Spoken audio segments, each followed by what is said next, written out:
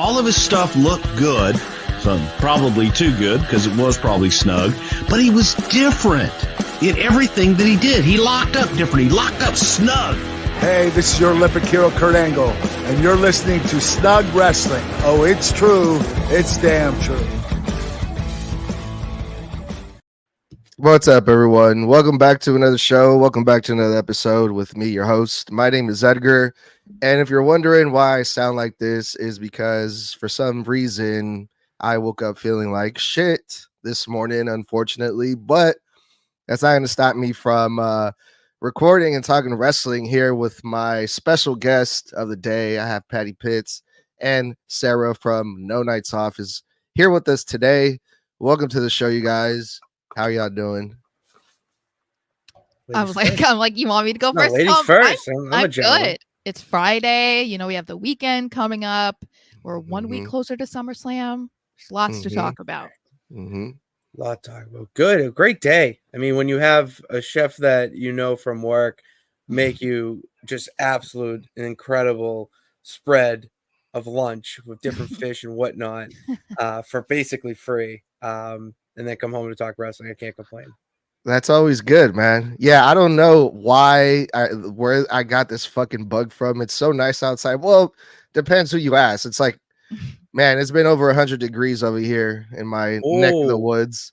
Same. So it's, I don't know, like why or how I even got sick. I usually get more sick during like the winter time or whatever. But nah, man, it's just one of those days. But it's all good, man. It's all good. Can't complain still. We got a lot of interesting topics to go over today. We're going to be taking it back a little bit. We're going to be talking about the Hardy Boyz. The Hardy Boyz, legendary tag team. Well, before we even go there, how long have you guys been wrestling fans? I want to be sure that I want to be able to like kind of know how far back we can take this. Okay. Sarah. Well, okay. I have an interesting background with wrestling because I technically started watching in like 99. Oh, that's a good year. Yeah, but I was, I don't know, 10 and, you know, peak Attitude Era-ish where things are a little more provocative. And I was raised by a single mom with a younger sister, so she was not into us watching that stuff. Really? So, yeah. You don't say. Yeah. So basically it was one of those things like when I went to my aunt's house or my grandparents' house, then I got to watch wrestling. So it was very few and far between. So I don't think I started watching like as religiously as probably like I don't know, 2002 or so. That was probably when I started watching. And then, of course, you know, I think as most people might go through, you're teenagers, you're in your 20s, whatever, you watch sometimes, you don't watch. So I've been watching religiously every single week for the past few years. Took a break before that, but, you know, it's die hard. It's like in my blood at this point. You lived through the tragedies of the PG era. The PG era. But peak PG era where it is like cartoony as possible. I will give you credit that you did survive that. And I did. Yeah, that was like peak era for me. That was when I went to 4 SummerSlams in a row. I was like, the PG era was my thing because I was old enough to finally like afford shows for, you know, on my own and like going to as many things as I could. So trying to get back to that a little bit. So what is the PG era? Like what year was that to you guys? Because when I hear people say PG era, I think about, for some reason my mind goes to like early 90s when they did like the Isaac Yankum gimmicks and the super over the top. The so booger something. Oh yeah, they were the worst. The trash man. The trash.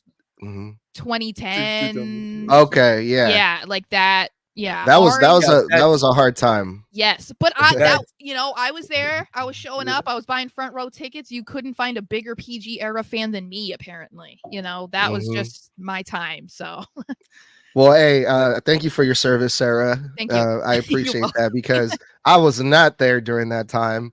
I was staying as far away as possible from the product.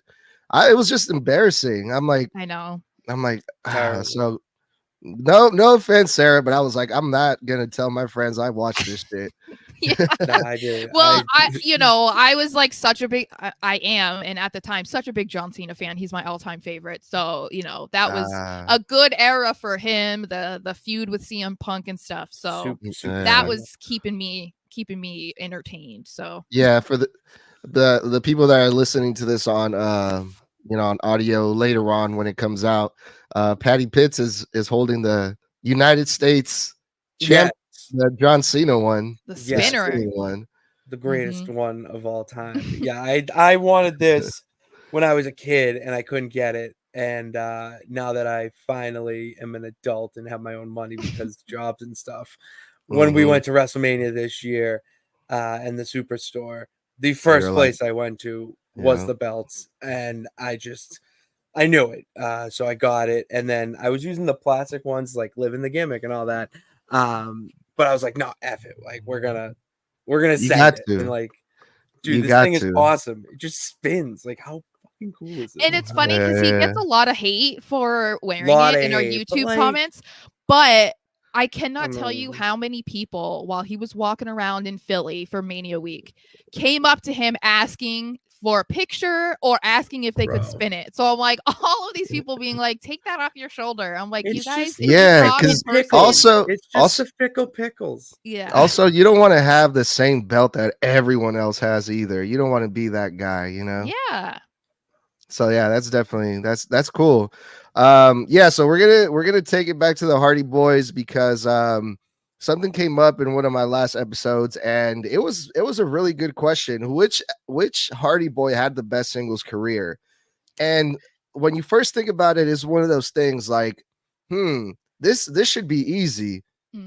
But then you really start thinking about it, and then you're like, wait a minute, this question isn't that as easy as one would think, So before I decided to make this a topic, I went on to my socials and I put the question out there to people, and it seems like more people are leaning towards Jeff Hardy, and we're going to be going over that and also some other topics here, AEW related. But before we get started, No Nights Off.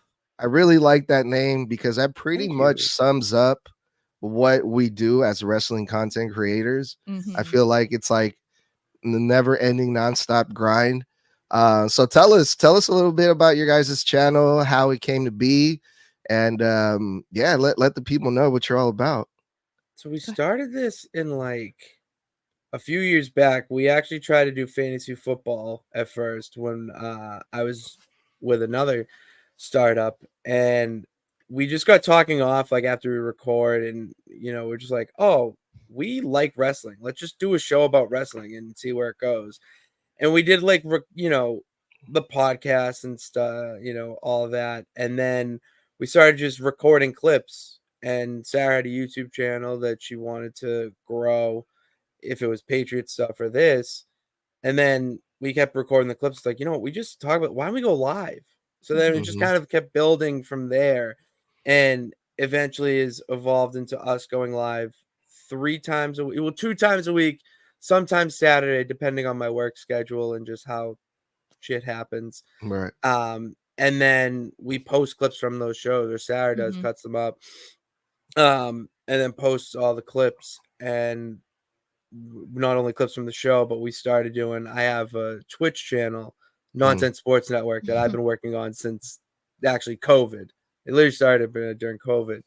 So it's been a minute then. Yeah, I've been working on it a while. Nice. And we incorporated wrestling into it, with me playing the WWE 2K game and picking the female career mode. Yeah, and just recreating Sarah. He's cosplaying me. Yeah. My WWE career. Because in all honesty, I don't like the man one for like streaming. Because it's just like, you have to beat Roman Reigns. I'm like, cool. Like, we see that's Cody's story already on TV. But the female one is more like, she's in the indies and, started this indie company and was so anti-establishment. So it's like, yeah, hands down. And it's named way the Bad better. Gal. It's named the Sarah's name in this is the Bad Gal because big Razor Ramon fan. Like Yeah. Scott Hall is one of her favorites. Mm. And then it just evolved into me just being the manager, like a Paul Heyman, her wise man. From, you know, I call it the VIP suite, which is just basically me on commentary during this. And I mean, so it's just really hilarious to play the, you know, go into it and kind of go full blown with the storylines and whatnot, and like pretending you're actually your manager. Like, and the game's good too, so it's like it just, and we post clips there too to No Nice Stuff. That's kind of how it comes back. So like the fact that, you know, we started with this and now we're doing this, like we're kind of just seeing what goes. Like we just like talking about wrestling and giving our opinions about it. So just like That's why awesome. not just do it now? Hell yeah, just trying different things, man. And you know what?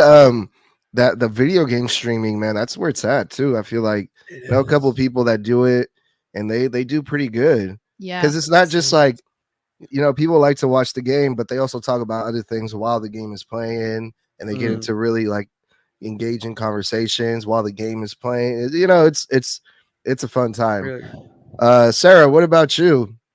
How did you end up getting mixed up in this crazy world of you know, the pro wrestling scene, which is good because I feel like there's not a whole lot of women in the IWC. So hey, more power to you.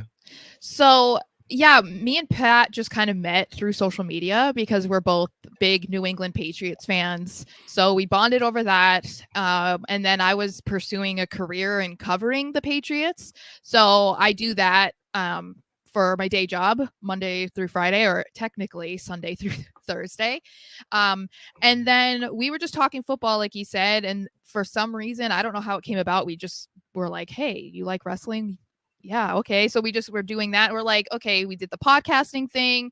Then I said, let's try live streaming. It seems like there is a better market for that. You know, as you were saying, like video game streaming and stuff like that has picked up a lot over the last couple years. And we just were seeing more viewers and subscribers. So that kind of made us take it a little bit more seriously, you know, and like trying to do more, where we originally started as just WWE and we're trying to branch out. We're talking about TNA and AEW, and Pat is a big Indies fan. So like he'll talk about that sometimes. I'm repping my guy right now, actually. Yeah. I want to give a shout out. I'll give a shout out to the victorious BRG. Yeah. I went to college with him, so like you gotta support. I rep the boy. I go to Maine and watch him fight, and it's hell yeah. Dude, he's gonna be that's what's up. Shout out to him. So we it's just been going from there, and then just seeing opportunities that come from that. We were able to go to our first WrestleMania this year, and we were able to like meet in person officially. And then, you know, you're the first person that has asked us to be on their show, so that's really cool. So those types of things, you know, we've met some really cool people through this space, and it's you become more passionate about it, I think, as you keep going. So that's been pretty cool. Yeah, definitely. Yeah, that's what I do. I used to just do a solo podcast, just me talking to absolutely no one. And that was cool, but it's more fun having guests on like you guys, hearing different perspectives of like wrestling, different opinions. You learn more. And it just motivates you to do more, you know, to try other things. You learn, you know, you see what, for example, what other people do, and you're like, oh, you know, maybe I can do that, but in my own way. And it's just it's cool to connect with people. I had people tell me like, oh, you know, you're encouraging me to put out more stuff, and I'm like, well, cool, you know, that's what it's all about, man. So I'm really glad you guys are here. So let's get started. Let's get started with the wrestling shenanigans. So let me lay out the background here. So we're talking about the legendary tag team, the Hardy Boyz. The Hardy Boyz, excuse me, they debuted as jobbers right after WrestleMania 10, which was in 1994. Crazy. I don't even think they were like 18 at that time yet. But they officially, they were really young. They officially signed to the WWE in 1998, and they had their big break after WrestleMania 15 in 1999. After they were paired up with the legendary Fabulous Freebird, Michael Hayes. Then they went on to feud with the Brood. Of course, that was Gangrel, Edge, and Christian, and that's pretty much where their careers took off. That's where we got the TLC matches after that, with Edge and Christian and the Dudley Boys. And the rest is history. It wasn't long after that they had like a little breakup, and I say little because it didn't last very long. That breakup led to a match at Vengeance. Then they got back together again, where they won a few tag team championships again. And the rest is history, like I said. So eventually these two went their separate ways. So Patty Pitt, sorry. Let's go with you first. Now, in your recollection of, how you saw the Hardy Boys back in those days, who would you say had the better singles career after their tag team run? And why? I'll go with Matt. I would go with Matt. I know Jeff is obviously the popular one. Everyone loves Jeff Hardy, but Matt Hardy has had one of the best singles runs, I think, ever. Just with how his character evolved and how he went from being V1 to, teaming with MVP a little bit and then doing the Mattitude, then going to TNA, leaving, and end up creating one of the most historic people of all time in Broken Matt Hardy and the Broken Verse, and that opened us up to this more cinematic matches with Final Deletion. He was the leader of the pack when they were the tag team. You kind of saw it there, and it just kept going on and on from there to me. Boom. Took the words right out of my mouth there. Sarah, you don't look too convinced, though. No, see, to me, it's hard to say who was better because they were definitely fortunate to not be a tag team that had a Genetti, as a lot of tag teams historically have. They both were very successful on their own, which is not common at all. But if you look at accolades in WWE, well, Jeff became world champion. Matt Hardy never did. They both became world champion in TNA. Jeff Hardy 3 times, Matt Hardy 2 times. So if you're looking at it from that perspective, okay, Jeff had better, right? Or at least more successful career. But what I think differentiates them a bit is the character evolvement, if that's a word. Matt Hardy definitely was better in that regard because Jeff found his niche and he stuck to it and it worked for him, like being the Hardy Boy version of Jeff Hardy still gets people over. Still like that is like fans love it, they eat it up. And so I think that comes into play. But if I would say I think Jeff's ceiling is higher. Like when I was trying to think about this, I was like, I think that if we were talking about from mass appeal or who maybe could have become like a bigger star than they were, I think it's Jeff. But outside influences, of course, and things that he got involved in, unfortunately held him back. So I feel like that's why Matt could probably be a little bit ahead of him for that. But I don't know. I feel they both had really good careers. It depends on how you evaluate them, I think it would have to be like a checklist of like what criteria are you using. Yes. And I think depending on how that came about, then that might determine it. But I think if you just look at it from the surface, kind of like what you said earlier, it's really hard to pick who is better and who's not. Longevity, Matt. Like appeal, Jeff. But like it's hard. It's really hard. It is really upset that you are not considering the WWE CW championship a world championship because Matt Hardy did win that.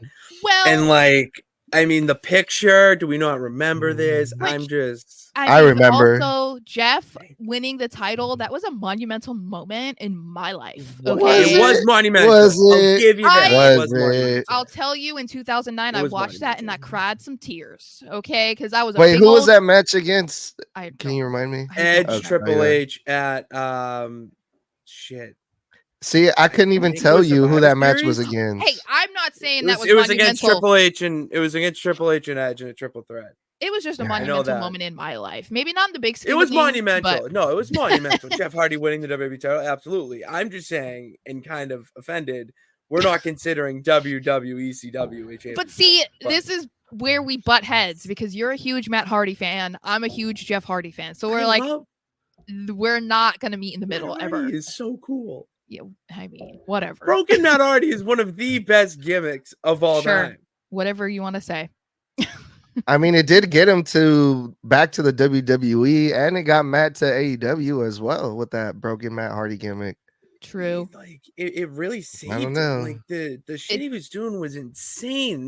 To incorporate his own family and the very dark kind of mysterious type of shit that was going on. Like I just It was so interesting, yeah. into it. I was even watching TNA or Impact, whatever they were calling it at that time, Global Force, whatever, and I tuned in to the final deletion because I was like, "What the hell is this? I need to watch this." And Mhm. it was incredible. Yeah. It did lead, like you said, to a change in WWE with the cinematic matches, which, Bray Wyatt became a big part of. Everyone, I would assume, remembers Bray Wyatt versus John Cena at Mania, which I still think is a great match. And I think it did bring a different element to wrestling that had been lacking because we know the 90s especially was filled with like the superheroes and the larger than life characters that you were supposed to think of them as like above a human. They weren't real. And I feel like Matt did kind of implement that back in a different way. But they're still utilizing that to this day in wrestling companies. Like it's not every single week, obviously, but they still utilize a more cinematic vibe to storylines and feuds and videos, whatever. So, I mean, his influence is felt still. So you can give him kudos for that for sure. Yeah. And also Jeff Hardy, excuse me. And also Jeff Hardy also capitalized on that same gimmick as well, didn't he? Yeah. Didn't he become like, what was it, Nero. Brother Nero or Brother something Nero. like that? Brother Nero. Yeah. My god. That was also thanks to Matt reincarnation. Hardy. Yep. That's true. And that's the thing is like, that's why I was saying as far as evolving, Matt has definitely been able to do that a lot more than Jeff, because that's really the only different character that we got from Jeff throughout his career. So, but like I said, he found what he was good at, and everybody loves the like paint and the thrust entrance. Like they love that version of Jeff. Journey's gonna get on stage. You want to hear "Don't Stop Believing"? You know what I mean? Like it's one of those things. If it ain't broke, don't fix it. And Jeff took that literally. So I give him applause for that because I still ate it up. I saw him in 2017 and I was like a little kid again. I was so excited. Broke a chair at 35 when they came back. Like I keep playing the hits. Yeah, exactly. Yeah, and man, I'm gonna have to go with Matt also because it's like, to me, when I look back, it's like Jeff, he was kind of the star in that tag team. Like he was the more, as far as like the most popular. Yeah. The women liked him, the kids liked him. He was so cool, And he was so different. Like there weren't many guys with colorful hair that were doing backflips and then did the paint and had piercings and stuff. Like that wasn't a thing. So that I think that made him stand out for sure. Yeah. And Matt Hardy, he was, I want to say, the workhorse in that tag team because of, like we talked about, everything that he did going to TNA and creating the. Ooh.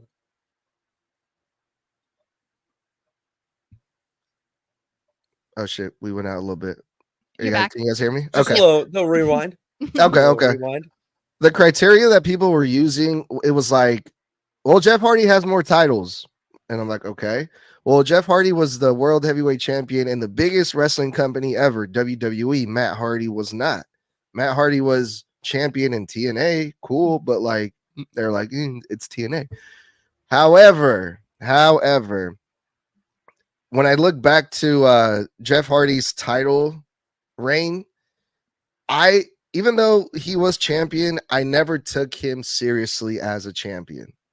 He goes in that list of like people that were just champions just cause people like, I'm gonna say, fuck, I actually wrote these down because I want to be extra sure. People like The Miz.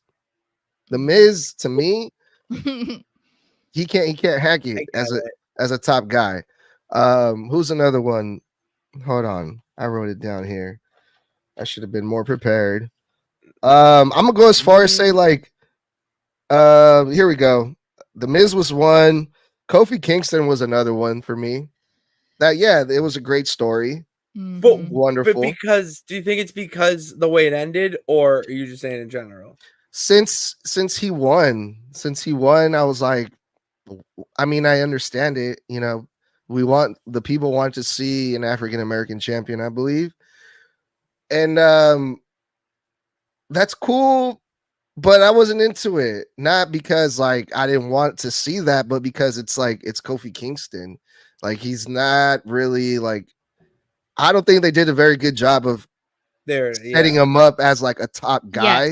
Yeah, you know, that's there. Yeah, that's, he doesn't have that 100%. vibe. Like he doesn't have main event like face of the company vibe. Like no, I didn't think so. Yeah, they needed to do a better job at least establishing him as a main event guy before he won the title, instead of giving him the title and then being like, okay, we need to establish him as a main event guy. It's like, no, you're doing this backwards. Yeah. So that's Braun Strowman is another good one. Chris Jericho. Chris Jericho was another one for me that when he won the Undisputed Championship and he beat The Rock and Austin, that's crazy. I was like, wait a minute.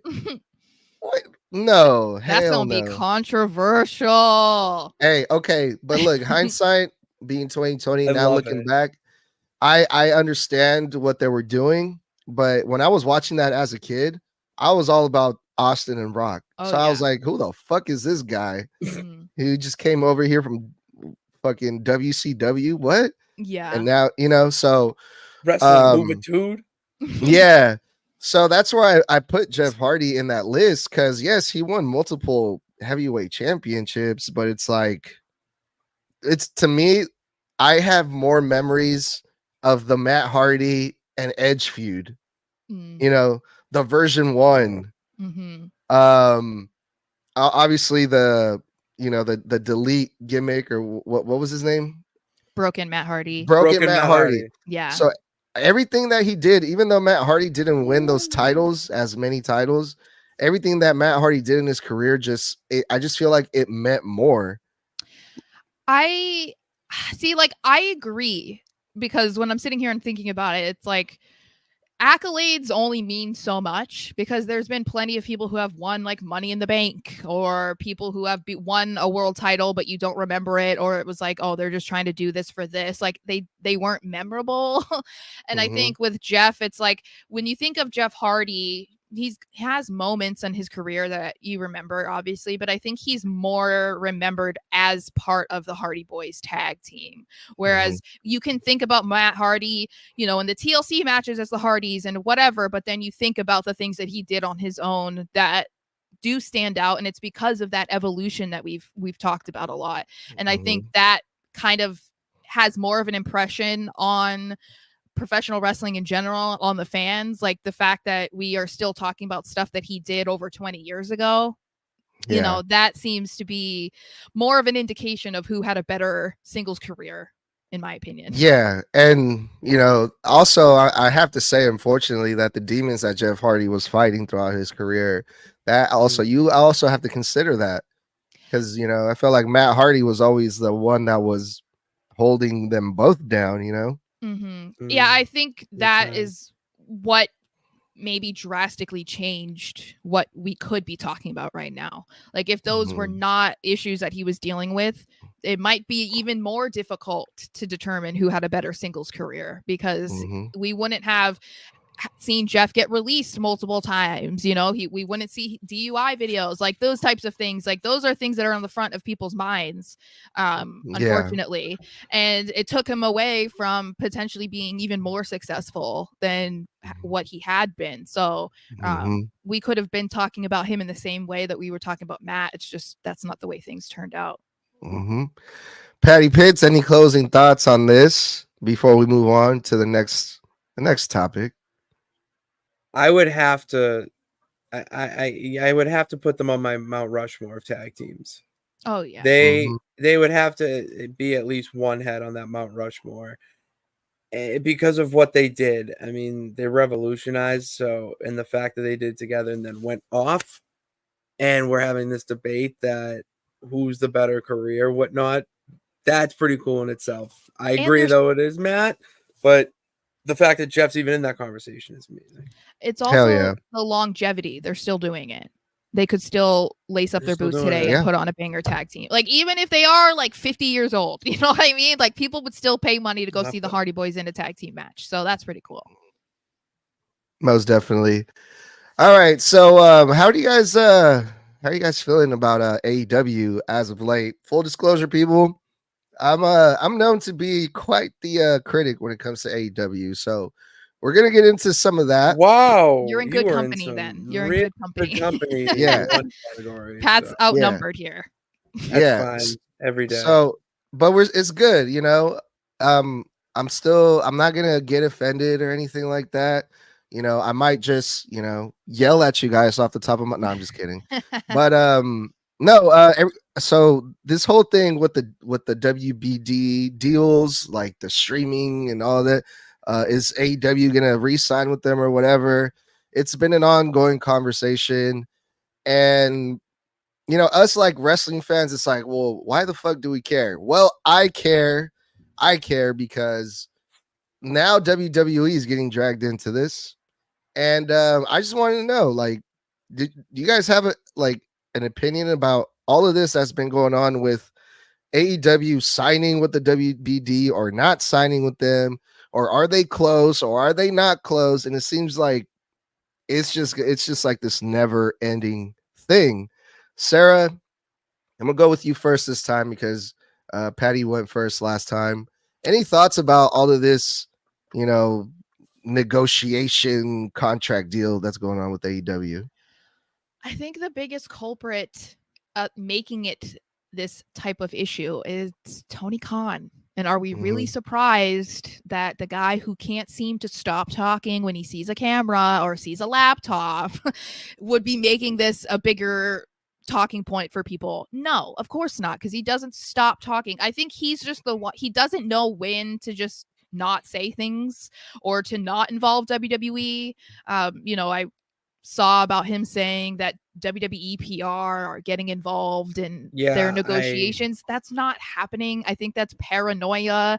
It's a way to kick the WWE because that's all he ever really says. Like, he can't have a conversation without mentioning the competition. It's like, just stick to your brands, talk about what you're talking about. And, him saying it's none of their business. Well, you're making it everybody's business by talking about it so much. That's why people are obsessing over, are you close? Are you not? Is it going to happen? Is it not? Then they're back in the news because the NBA, the TNT, they lost their bid to acquire the rights to the NBA because they're sticking with Amazon. So like the AEW is back in the news because now it's like, well, now that the NBA is not going to be on there, AEW might be the front runner to be like the money cow for WBD at this point. So I think that if Tony didn't want people to talk about it, he wouldn't be talking about it. I think he wants people talking about it. Negative press is good press, at least according to some people. I do think that there might be a little bit of projection. They're probably not as close as he wants us to believe, because if they were, why are you talking about it? But that's just me. That's just the type of guy I see Tony being. So I might be a little bit biased, but you don't see Triple H out there talking about the deal with Netflix. We only heard about, the announcement that Raw is moving to Netflix. Done. We heard nothing before that. We didn't hear anything about it from anybody in WWE, and that's something that I think Tony should learn. One thing I will say about is that the NBA deal going to Amazon and the other ESPN, it puts AEW at the front of the list for this to happen. I follow some, I think, European Twitter accounts. I follow both sides of the tribes. I'm right in the middle of this tribalism war that we as wrestling fans are in the middle of. And I saw someone say that on Max you can stream AEW in Europe. So Yeah, if that's any indicator that it may not be done, but something's happening, the baby steps. And at this point, it makes sense for them to, because it's TBS falls under TBS TNT, like they all fall under that category. They need that type of television. They need that type of late night, flexible. I mean, how many times have we seen AEW Rampage Saturday night because you have a playoff game for a major sports team on that night and no one else going to do it? But Tony Khan's like, nope, I have a wrestling company. I can do it. And that's what the wrestling fan wants. yeah, So because the fans are committed. The fans are going to be there regardless. Exactly. So it makes sense for them to do it in that regard. But I don't care enough. It sounds just like I don't care that we're close to negotiations. As the wrestling fan, I want it to happen because of exactly what I just told you. It's better for the product, but I don't need to hear about it unless it's a done deal. This is why everyone puts WWE in the higher echelon, because they put the standard. That's the standard. That's how it should be. And they're growing for I could go on and on, but yes, it's just good. No, you have a good point. Like, we shouldn't have to hear about all this stuff, but the bottom line is that we are. So I can't help but wonder, after reading that, what the fuck is going on? So now, and I'm going to read this quote that Tony Khan said. He said, "I don't usually do this." First of all, that's bullshit. I know. But right when I read that, I was like, boy, bye. But since Brandon Thurston brought it up and asked, I had a major member of the wrestling media mention to me yesterday, WWE is telling people that, and I don't know why WWE is telling people about our media rights deal. I don't know why it's any of their business. I don't really understand why WWE PR calls people and talks about my business. WWE PR is telling people that the deal is done and that the deal is done at the same level that it was going to be our previous deal. That's not the case, said Tony Khan. Even if that is true, even if Tony Khan is paranoid or whatever the case may be, what do you guys think? Why would WWE benefit from spreading these rumors supposedly? Because see, I just don't buy it. I feel like it doesn't take a lot to amp up Tony, so someone could literally just come up to him. I could go up to him and say, Tony, oh my God, did you hear this? I heard WWE is doing this and this and that. And he's going to believe you because he's just so worried about what they're doing or what they might be doing, or they're trying to take this person from us, blah, blah, blah.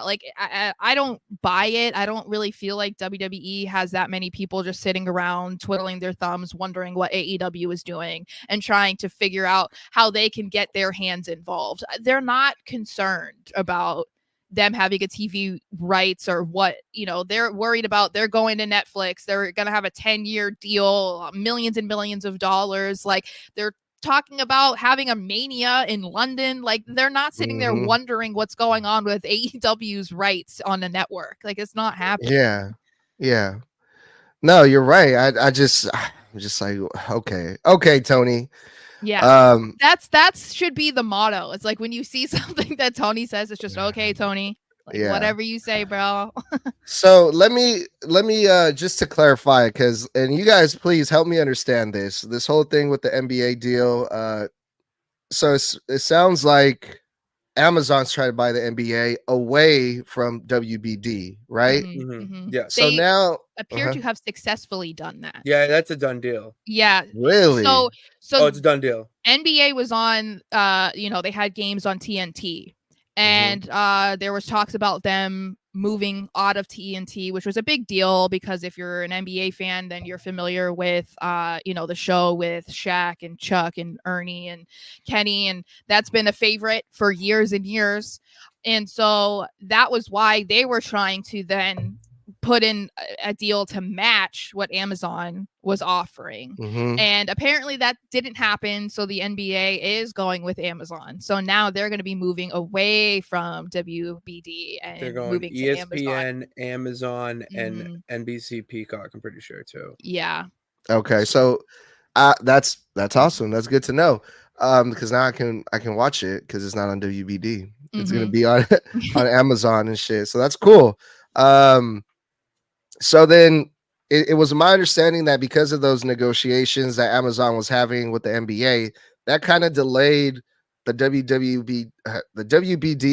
Too many 3-letter fucking. There's so many W's in wrestling. It's insane. The WBD and the AEW contract negotiation was kind of put on hold again because of the NBA, but AEW benefits from the NBA going to Amazon, I believe now, right? Yeah, because then they don't have they have more money to spend on keeping AEW around. The problem is, which I believe it was even in that article that you were referring to, is that AEW is not doing the best in ratings right now. So that is going to be a factor that I'm sure that they take into account when they're going to offer them money, because it is kind of risky when you're taking on a company that is relatively new. I mean, in the big scheme of things, they're in the much grand newer. scheme of things, they are doing fantastic. They're doing incredible. So they'll have a lot more money to spend now that they lost their rights to the NBA. So that, like you said, definitely a positive for them. Yeah, when we're comparing the ratings, the AEW ratings to like the WWE ratings, the AEW ratings seem really low, and I think that's why people say, well, AEW ratings are just so bad. And when Tony Khan says, no, we're doing great, we're doing amazing, I think what he means is like, we're doing the numbers that they need and not the numbers that they really, really want. Like, if you put on, like, I set this example on Saturday afternoon, Collision does like 300,000, right? But if they were to put like some random movie on that time slot, it might not do the 300,000 that the Collision is doing. So I think they have that going for them, but I'm pretty sure if it was possible, WBD, if AEW was doing greater numbers, WBD would have locked them in a long time while ago. And that's the thing is, some people, they're trying to reach the wrestling fan, and WWE tries to reach a fan. So with AEW putting their product in a time slot where there would be a rerun of a 90s or early 2000s movie, the wrestling fan's going to watch it because, I know it's on at this time and I'm going to go watch. Where the person that you want to watch, that new fan, they would rather watch Happy Gilmore for the 25th time in a row. So it's all about, and it's not even because of the product itself, it's because it's just wrestling. You know what I mean? It's wrestling shows that, the three of us would like to watch sitting here in the comfort of our homes or live. But now that they have been doing, with the build up to Blood and Guts and with the whole MJF thing and Will Ospreay, they're putting bigger stars on their shows now. So it's going to make even the WWE fan kind of sway their way over to be like, oh, what should I watch, or which side should I be on in this BS war that we're got going on? And that's what you want. I'm going to be more likely to tune into Dynamite if I know that MJF, Will Ospreay, and at least the Young Bucks or Swerve, my favorite wrestlers, are on the show. Well, let's stay on this AEW topic, since we're already getting into it. Patty Pitt seemed happy about that. No, we're on the train. You mentioned Blood and Guts, And there's a couple of things that went down in Blood and Guts that I wanna talk about this. I haven't had the chance to talk about this since it happened. The first thing, Kamille. Kamille finally made her debut after it seems like months and months and months. When did she? Okay, we officially got the announcement that Kamille signed to AEW, I think in like April, right? So that was like January, March, It was April, that May, long June, ago? July. I think it said that she August. signed in February. Okay, I don't see, know. that's even. How the hell do you have Kamille in your back pocket for like, what is it, 6 months? Yeah. 5, not 6 only months. not only that, but how do you introduce her as a Blackie security bodyguard See, that's for okay. Mercedes Moné? I get That's it. I that's my understand. question. No, I get it. I get it. I understand why they're doing it. Of course. Look, Don't you this say, is. of course you do. All right. I'm not even know- I'm not I even do. familiar with Kamille like that, right? But just when I saw her, I was like, wow, this girl, she has like an appearance about her, and she has the look. Like they can do a lot of shit with this girl. And then later on, I found out that she was NWA champion, and she's won Nice. titles, worked for other promotions. And then I'm like, where's Kamille? It's been months. Where is she at? And then she shows up as Mercedes Valet. Valet. Bodyguard. Not valet. I'm gonna go security. I'll go with Okay. the whole CEO thing. It's her security. Her bodyguard. Because Britt Baker And I can't get wants to it. get her hands on her. I get that. it. And I understand what they're trying to do, but I'm like, Kamille, they could have made up for the stuff that they didn't do with Jade Cargill with Kamille. I think. I think that's. A I good don't point. know. I think it's the better route. I honestly believe that this is the better route to go with her. Because, dude, she took Britt Baker and just hopped around the ring and then essentially blew Thunderbomb. Mm-hmm. Like, because of that, and people don't know her really. Like, no one that's a WWE or really like, you have to be like a wrestling fan to know who she is. It's a great way to introduce her as the Muscle. And then, I mean, we already saw it with Toni Storm and Mariah May, the eventual heel turn or whatnot. Then she takes Again? Like, Yeah. no soon, but I'm saying it doesn't have to be a heel turn or something. But like, I'm they're breaking heels, off for aren't you. they? Face turn doesn't matter. Tomato, Okay. potato. But I'm saying like it when they break off. Well, she was with Mercedes Moné for so long, so like it legitimized her, and then she can take the title from her. Like I see the vision there. Sarah? Me and Pat don't agree on like 90% of things. So It's like so I don't know. I think that the fact that a lot of wrestling fans don't know who she is, it kind of makes you question, okay, so this girl is debuting and why is she siding with Mercedes? Like, of all people, why? Like, what's in it for her? What is she doing? Like, what's her beef with Britt Baker? Why does she need to be doing anything? I don't know. It just makes you question what's this loyalty to Mercedes? They have time to try and explain that. But it seems like, okay, clearly she can hang. She can handle everything herself. She could immediately beat Mercedes, but instead she's deciding to be her Anyone sidekick. can. Yeah, it's like, but what are we doing? So I think that they definitely need to maybe fill in some of those plot holes, because a fan like me is going to be wondering why is this happening? What is the point of this? What are we doing? That was me too. And maybe not Patty Pitt so much, because like he said, like from my understanding, most of like the AEW hardcore wrestling fans, they know their shit. Like they know, they know their shit. They know who these people are. Like even the people that come from like, for Forbidden Door, or like, the Stephanie Vacker girl, who I've never heard of her, they know who these people are. So, and I think that's where the misconnection is for me with AEW, is that I'm expected to know all these things right off the bat, and I don't.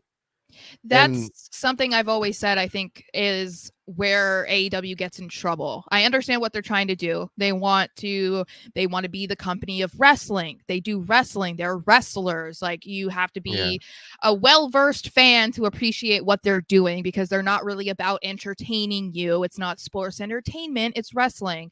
Yeah. But you kind of lock yourself in a box when you want to cater to that specific type of fan. You're not opening, there's no opportunity to welcome new fans, because they're going to be confused. They don't know who this person is, or why is the crowd chanting for this person that's never been on AEW television before? Why am I supposed to know this person? And I think that's, where WWE does a little bit better. But AEW, Tony Khan, he's found that specific recipe that he likes to stick to. So it reminds me of this is a perfect example. So last night we took my wife and I took our son to go watch the Deadpool and Wolverine movie. Oh, and he loves it. He loves Marvel. So we're watching the movie, and whenever something happened, he would be like, "Oh," or he'll start clapping. I'm just looking at him like, what's going on? Yeah. And it's that's how I feel when I'm watching AEW sometimes, but that's just me. Yeah, we talk about it because I keep up with what's going on in AEW, but I'm definitely one of the WWE lifers. That's kind of how I am. So I kind of look at it from a different perspective than somebody who watches it every week. And some people will say I'm just a hater. I don't think I'm a hater. I think I appreciate professional wrestling, and I just see things a little bit differently. And I think that, for someone who hasn't caught the bug to watch AEW on a regular basis, it's like I'm still waiting for a reason to want to watch it, and they haven't done anything. They haven't done anything to reel me in, which makes it seem like okay, well then that is probably happening with a lot of other people as well, and that's why we're not seeing an wait. The learning tree isn't reeling you in. Shut up. I'm sorry, that was so rude of me to say that on your show. But god damn it, shut up about the learning tree. Sarah, I literally watched something else. I watched something else when he popped on the screen. Yeah. Because there was something I had to watch, and I just went, oh, and I just I can't do it. We talk about our favorite and least favorite thing on our Thursday show every week, and it was like 3 weeks in a row. Pat's lemon, or least favorite, was the learning tree. Like, he was so angry about it. It's just so bad, but good, but awful. No. I don't want to see it on my screen, but I appreciate what you're doing. Jericho respectively needs to call it quits. Respectively, when the crowd's chanting, please retire, that's tough. That's tough. Especially when you're a guy like Jericho, who has been historically loved. If someone they're chanting, please retire, or like, please help me, like, what's gonna happen? I'm afraid that if that shit keeps up, he's gonna pull a Cody Rhodes, and he's gonna jump ships, and he's gonna get a standing ovation over here at the end of WWE. I think that he would be treated in somewhat of a similar fashion as CM Punk, because Jericho has been on a binge of hating on everything with WWE. He's been saying things about Vince, which whatever, but he said things about Triple H. He says things about the current product. Like, I don't know. I think it would have to be a long conversation with Mr. Triple H for that to happen. And but Triple H, he's made exceptions, like even with Punk after everything that happened. Man, apparently. Yeah. He's like, hey, if it makes sense for us, who cares about personal issues or whatever? Let's get this money. Smart man. That's true. Smart man. So yeah, man, that's what I thought about this whole Kamille thing, man. It seems like Tony Khan, AEW, believes Mercedes Moné is like this huge star, which in their eyes maybe they are, because they're paying her like she is. So we're gonna put Kamille with Mercedes, and that's gonna benefit Kamille. And I see it the other way around. I see like they think that they're giving Kamille the Mercedes rub, but I think that Moné is getting the Kamille rub. Yeah, I don't know. It definitely is going to depend on how they go about it. I think they want to sell us that Mercedes is the face of the women's division, which is fine. I'm not someone who buys into that. I don't think she's worth the contract that she got. I would say, she's getting paid more than I think they said Becky Lynch money. That is crazy. But the only thing that Mercedes has said is that she's the highest paid women's professional wrestler. Whatever the hell that means. Good on you, girl, but you're not the greatest. Money doesn't mean much. They still pay people a ton of money and they're not necessarily the best at what they do. So I will respectfully disagree. But yeah, I think it depends on how they go about it, because if they're going to go in the direction of Mercedes got the muscle and now she's going to be like helping Mercedes retain and stuff, if anything, that makes Mercedes look like more of a joke champion, which is very heel character so if that's what they want to do, then by all means. But I see a very clear comparison of HBK Diesel like that. I see that, like, that's what they're trying to do. Yeah, for sure. Make Mercedes like this, outlaw, like does what she wants, and who's gonna stop her because she's got the muscle. Big Daddy Cool, Kamille. Just Big Mama Cool. Big, there it is. No, yeah, I see what they're going for.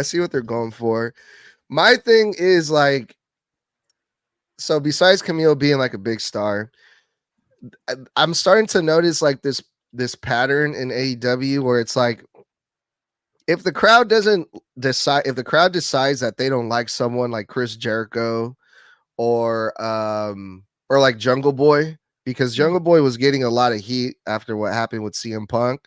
So what did? They turned him heel. Chris Jericho was getting a lot of heat. They turned him heel. Mercedes Moné came in as a babyface, got the big pop. The people decided that they didn't like her, so they turned her heel. So it's like they're kind of, the fans are the ones that are creating the heels, and AEW is just kind of like, okay, well then here you go. Let's put Kamille with her and let's put more heat on her. But it wasn't by their anything that they did. It was just like, well, this is it. It is what it is. Yeah, kind of. Yeah. Yeah, I think it's kind of one of those things that I think can be a blessing or a curse. If you look at like WrestleMania 40, like for the most part, fans decided, no, The Rock is going to be a heel because why did he do this to Cody? So that dictated the entire build up to Mania 40 to, essentially what is happening with the Bloodline right now. But I would say that's like a very unique, like, it's like an outlier situation. It's not usually that successful when you really listen to what the fans want, because I think that AEW, you can applaud them for wanting to involve what the fans want and what they don't want and trying to incorporate that into their shows. But it also can be a problem because it can be this week they hate Mercedes, next week they love her, but you made her a heel last week and now this week they were, chanting for her. It's like that can be kind of an issue storyline wise, but they're not as in tune with storylines and long-term storytelling the way WWE is, so maybe it wouldn't be as big of an issue for them. But nah, you're preaching to the choir, Sarah. You're preaching to the choir, girl. Thank God. God. Because it's like sometimes like I don't know who to go for when I'm watching AEW. Like who's who? Yeah, who is who? They just want you to cheer for wrestling. They're like, it's a good wrestling match. Dave Meltzer's going to give it 5 stars. Aren't you happy? And it's like, okay, that's not all I want, but whatever.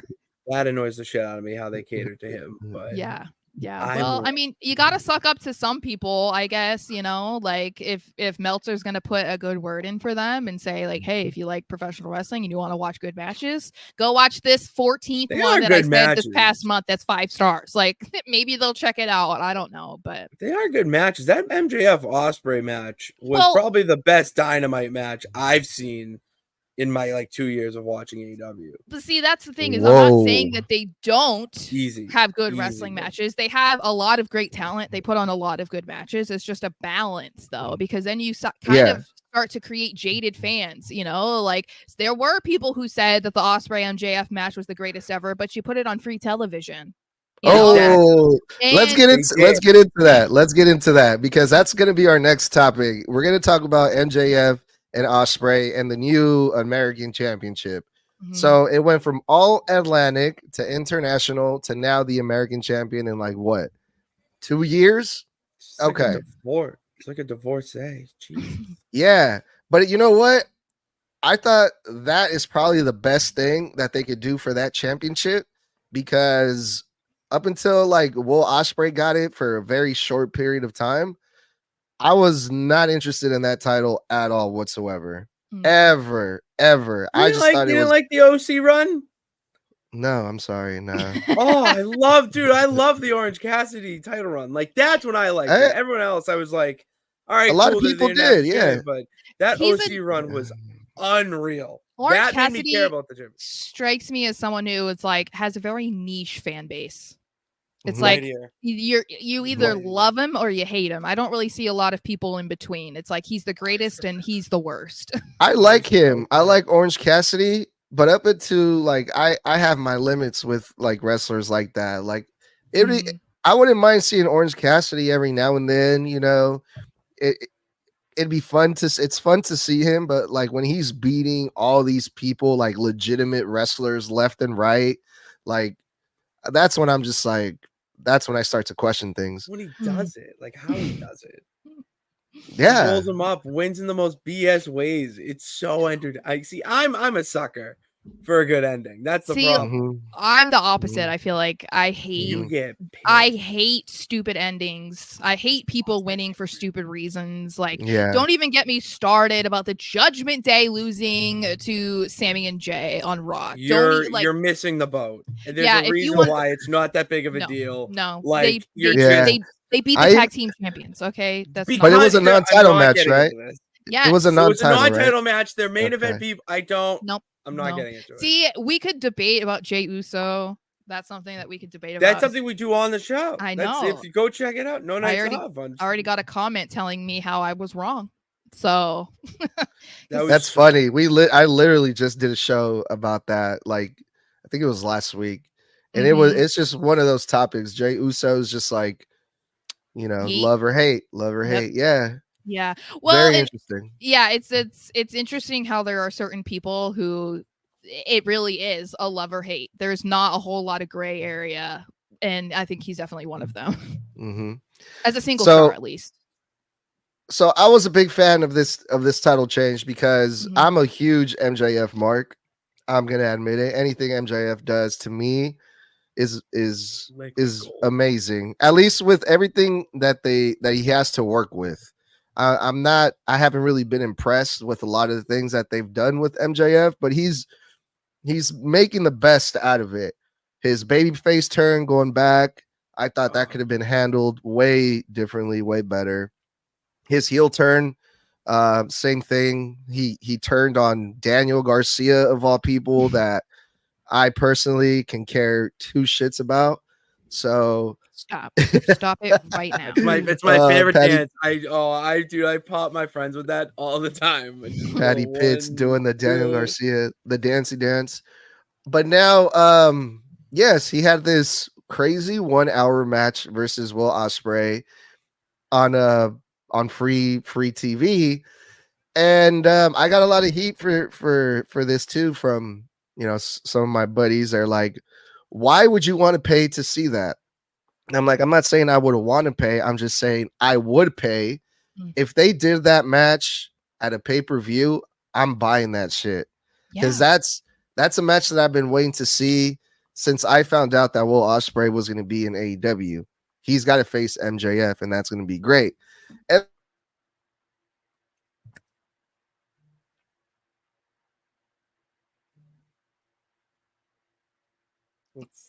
you guys remember when Stone Cold walked out of the WWE because they were trying to have him wrestle Brock Lesnar on a Monday Night Raw? Mhm. That's what that reminded me of. Same money, Yeah. that And I think that's, we were just talking about them trying to incorporate what the fans want and what they don't want. And that's one instance where I'm like, Tony, what are you doing? You know how long people have been begging to see that. And especially if you're going to have that long of a match and the way that it ended and everything that was in it, that's like pay-per-view written all over it. And so, I mean, I get you're trying to cater to some people by having that match on a Wednesday broadcast or something, but it feels like a missed opportunity to have had like a proper build up to something that, they want us to, they want to convince us that Ospreay and MJF are two of the pillars of the company right now. And everybody's been begging to see this match. And instead you put it on a random Wednesday instead of holding off and having it at Wembley or something, that could have been a huge, huge deal. After it's Friday. After Wednesday's Dynamite, I get why they did it, and I love the feud. I love the feud, and I love the title. I feel well, like tell us, Patty. Tell us. What am I missing here, Patty? What am I missing here? Please help me. So they put this. We just talked about it earlier with Warner Brothers and that deal to get the fan to person to buy. Well, to put a match like MJF Will Ospreay on and it be a pay-per-view caliber match, yeah, it's a fucking Hail Mary to get ratings, but it does it. Okay. That's how you build the homegrown talent, we'll say, of your stars and get the fan that you want to transfer over or at least walk over to the AEW side. And when it comes to the feud, I kind of like the decision of having him drop the title with this because it also shows that Will Ospreay is not being treated like, a golden boy. He's not being put on a pedestal. He can lose. It's okay, guys. So he dropped it to MJF. He does all this American stuff. And the promo he cut was so scathing on Will Ospreay, like talking about his deceased family members and how he hates the United Kingdom and all this, all while an American international title now it's building up the feud to All In at Wembley, so they're gonna have a rematch. Walking, it's already booked everything. They're gonna have the rematch at Wembley, and MJF is going to walk in to a UK crowd that hates his guts, while Will with Ospreay an American title, with an American title. Then obviously you have Will Ospreay come out to probably one of the biggest pops, so do you put in wrestling history? Yeah, for sure. But do you put Will Ospreay over in the UK? Yes. You put the title back on him. You put the title back on him because this is all. I mean, he did this already. It's also in a little detail, and why I love wrestling is when these little details cross over from promotion to promotion. Will Ospreay changed the intercontinental title over in New Japan years ago and made it a couple years ago. I mean, when he was feuding with Kenny Omega, and he changed it to the UK title. So MJF is doing what Ospreay did to him, or what Ospreay did to that title. So it's a little nuance like that also makes me invested in it. So, and the fact that we already saw 58 minutes of them putting on free television, this match is going to go over an hour on a pay-per-view because it's a pay-per-view match, and they're probably going to go no disqualification at to some capacity because of what MJF said and how Will Ospreay also came out and wanted to take the knife that he stole, whatever. So I like it. Yeah, and you know what? This is one of those feuds it didn't even need to have a title. Yeah. You don't need to have a title because now if you put Will Ospreay over in the UK, then you have a title that's just been passed around more than Tijuana Midnight or the Night Girl. I can't.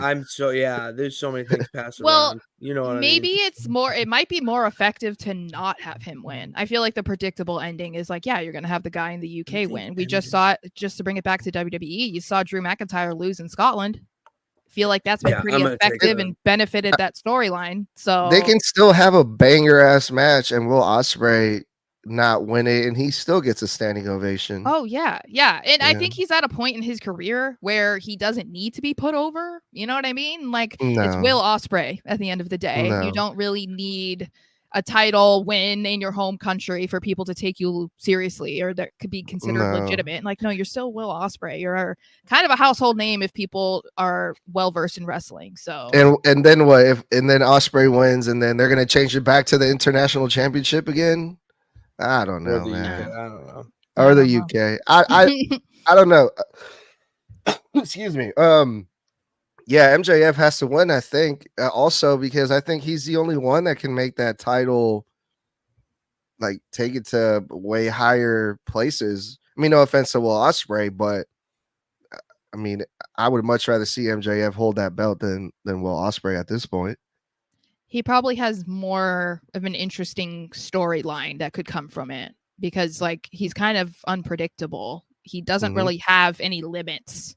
Mhm. MJF There's no says and limits. does whatever he wants, and I think It's that's incredible. it's more intriguing, you know. And I'm It's awe-inspiring. I'm partial to heels. So not even partial. I 100% back. No, you don't. You signed the contract. There's It's- only a few good guys that I'm okay with. But yeah, I'm usually advocating for like the heels to be a champion because I think they're just much more interesting to watch and listen to than the cheesy baby faces. But Yeah. that's just me. Well, you guys, we have come to the near the end of this lovely show, man. I'm so thankful that you guys came on and hung out Thank with you. Lil O Me. You guys are awesome. Great. Any closing thoughts before we move on, or anything you guys would like to plug? Your channels, your pages, or anything? Well, we're on YouTube. You can find us on No Nights Off Show. You can even search my name, Sarah Marshall, and we might pop up. Pitts and We actually Sarah's do. Yeah, Pitts and Sarah's Wrestling Show. That's what we used to be called before we came up with a name. We're also on TikTok. That's where we met, actually. So that's No Nights Off Show on TikTok. If you're into wrestling tweets, but maybe some NFL tweets, since that is my job, you can follow me on Twitter/X. It's going to be Twitter forever to me, at SMarshXO. Yeah, go follow what Sarah said. Go follow the No Nights Off Show. Please. Yeah. That's awesome. We'll go, you and guys. Yo, my bad. Thank you. And thank you for having us on. Yes, I thank you appreciate so it, my dude. And if you like not only wrestling tweets, like Sarah said, but just nonsense tweets in general, I'm over on Twitter, say it as well, at Patty Pitts, and that's pretty much where you can find me on all online at Patty Pitts. And subscribe to the Twitch channel that I have, twitch.tv/Nonsense Sports Network, because we got the Bad Gal. That's every Wednesday. And I also stream other sports like college football. We got the college football game that came out. I got an online league I'm in with 24 people, and I will be streaming that at some point too. So yeah, it's a good time over there. So go subscribe to those things. Hell yeah. Sounds cool, you guys. And hopefully you guys can come back again soon. Yes. Stay in touch. Don't be strangers. All right, you guys. Thanks to everyone that's been listening. My name is Edgar. I'm the host of Snug Wrestling. I'm gonna go make some fucking tea and watch some SmackDown, and we'll talk soon.